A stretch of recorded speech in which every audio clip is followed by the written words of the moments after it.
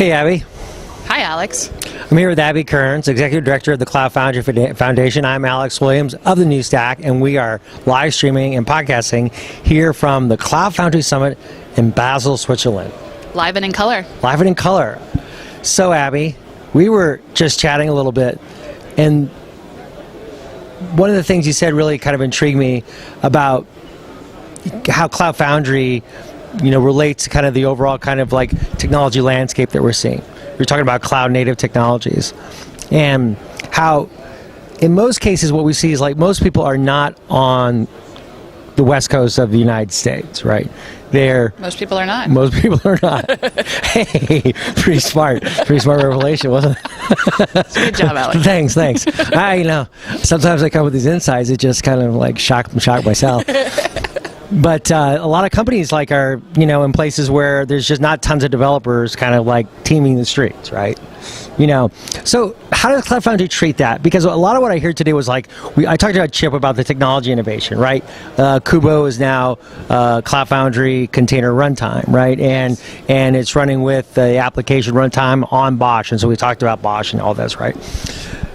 But Cloud Foundry's had some real adoption, but how do you guys think about the community that you're developing and thinking about these companies in these places that may not be on the West Coast of the United States, and having to really to think about how they're going to kind of be competitive, where in a market where really your business value is almost defined by your software approach? Well, that's what digital transformation is all about, and I realize it's an overused phrase, but realistically, every company is becoming a software company. And what is key to that? Developers. Developers, as I said in my keynote, are the heroes of the story because they're actually the ones that are enabling all of this shift. They're enabling this transformation. And, as you pointed out, there are hubs around the world, not just the United States, but also here in Europe, where there's teams of developers and there's a growth around technology. But more often than not, these large enterprises are not based in those areas. And for each of these companies that are becoming software companies, they're looking to try to figure out where do they find that talent. And we already know from the research that we did last year, there is a skills gap.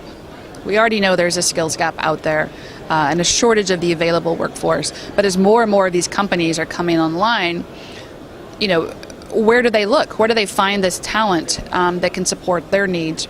And we're seeing a lot of companies that are investing in training and retraining people, teaching people to be cloud native developers.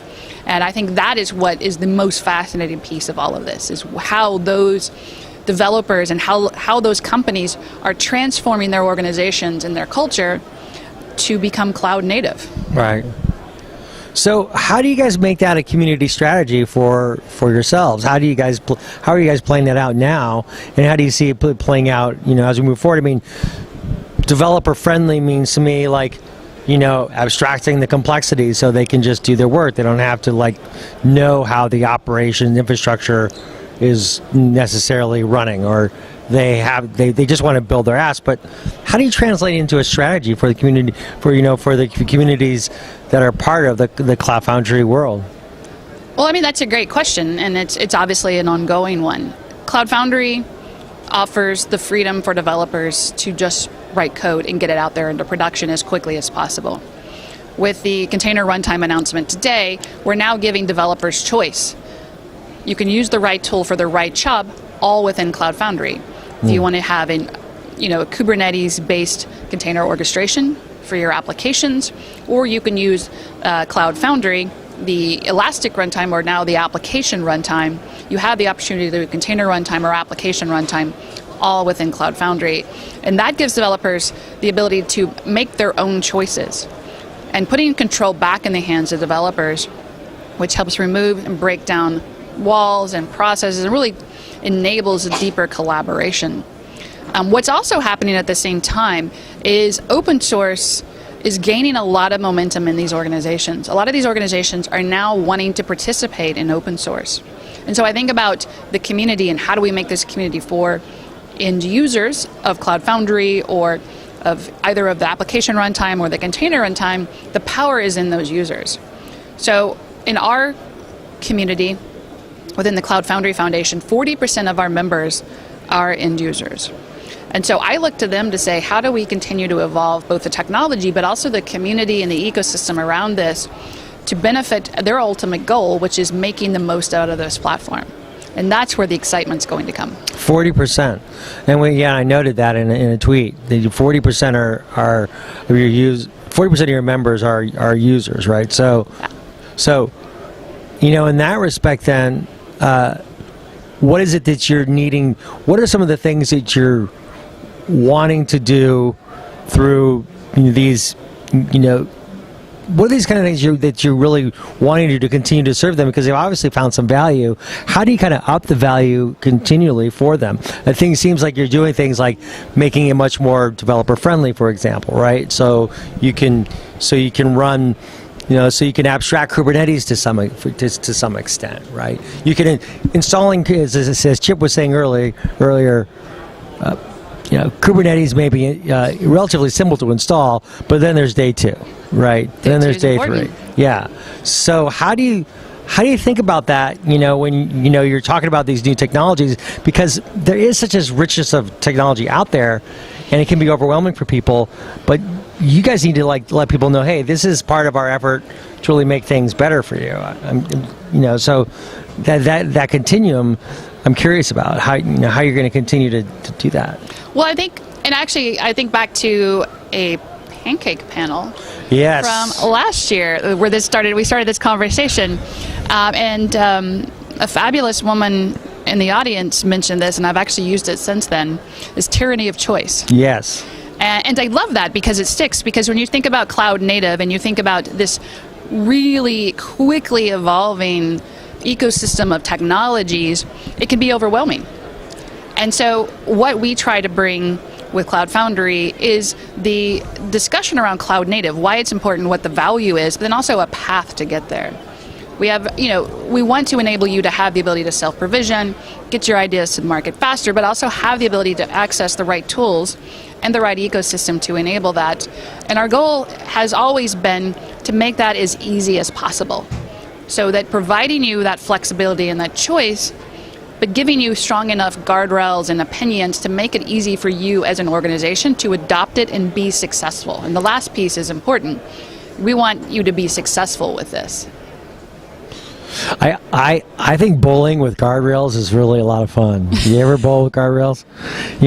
Like the gutter rails, right? Makes it easier. Makes it easier.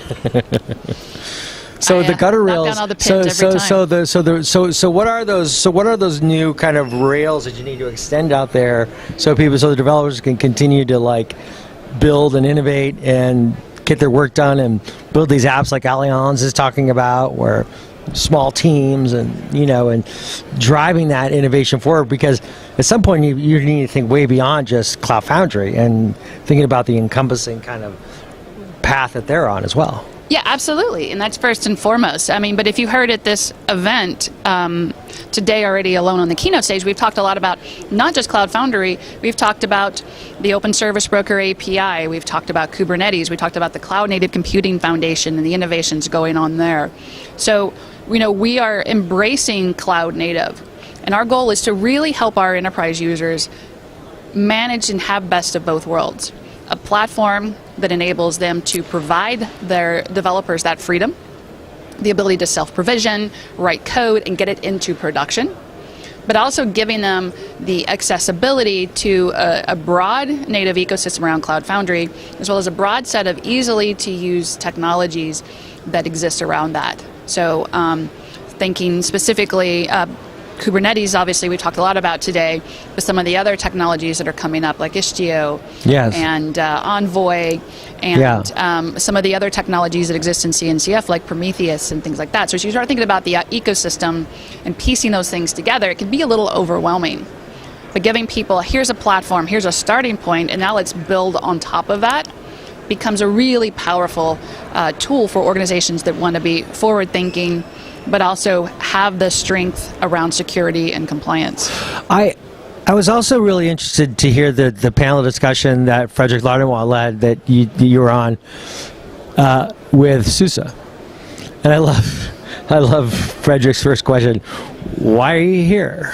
But it became very evident why they are and why they're important to the Cloud Foundry Foundation. Tell us why, like, an organization like SUSE is important to have now in the community. Well, I think, just their depth of experience on the Linux side. That doesn't seem off the cuff important to a platform, but absolutely it's fundamental. It's fundamental to container technologies. It's fundamental to the underpinnings of how all of this runs. So they bring that depth of expertise, that 25 years of expertise from a Linux distribution standpoint. They also bring a broad portfolio of services that they've built around that. And the capabilities as they're moving more towards the software-defined architectures and software-defined enterprises. And so they bring that expertise to the table alongside the fact that they will be offering the only other software distribution within our ecosystem, which is also immensely important. When you talk about having choice, as a end user, would you like to deploy it yourself? Would you like to have a fully managed hosted version of that? We have all of those options, and it's entirely dependent on the solution you want. So we're really excited to have SUSE at the table for all of those. In fact, that they've been part of this community for a couple of years already. Right. And the membership continues to grow. Who are some of the other kind of new partners who you're excited about? You're excited about them all. I mean, come on, they're all your pals. But the more recent ones, who are some of the more recent ones? Like, I saw InfluxDB, for example. InfluxDB, I was super excited to have them part of the community, and they were at Summit in Silicon Valley earlier this year too. They are great because they obviously have a great open source data solution, but they've built quite a powerhouse around that. So having data services and data capabilities inside the community is important. And Comsisto recently joined, but we also had 2 new members, Home Depot and American Airlines, join the foundation. And then Volkswagen recently upgraded from a silver to gold. And what's fascinating is Volkswagen, Home Depot, and American Airlines are all gold members. So what that says to me is not only do they care about open source and want to be part of the community, but they want to be part of the community at a level where they can actually contribute and have a voice at the table and really want to drive things forward within the open source side as well as within their own organizations. And I think that's going to be such a powerful statement for these end users that are working through not only how to transform their business, but how to leverage open source in real ways. I think one of the other noteworthy observations I had, at least from my perspective, at least, came with kind of the Swisscom presentation about Dharmakaba and the these digital keys that you can remotely lock and unlock places. Cloud Foundry can open your house. Open your house, right? And but how Swisscom is extending its platform so companies can build out their own platforms, right? But now we're seeing this kind of extended effect where those companies now are influencing other companies in their supply chain. Yeah. Is that a new trend that you're seeing, an old trend? Is that kind of just, it seems to be kind of what I would expect is kind of helping fuel the membership. It is. A lot of the members that we've got are coming through another distribution. So it actually is seeding the evolution. I talked about Volkswagen earlier today on stage.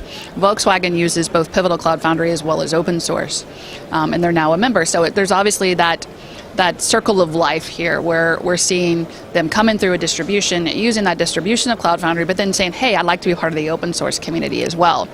And I think that's immensely beneficial for us because, one, we need commercial success.